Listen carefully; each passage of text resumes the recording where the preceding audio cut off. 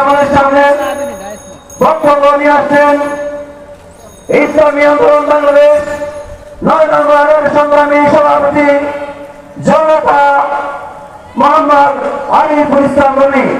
Janata Mohammad Ariful Islam Rumi.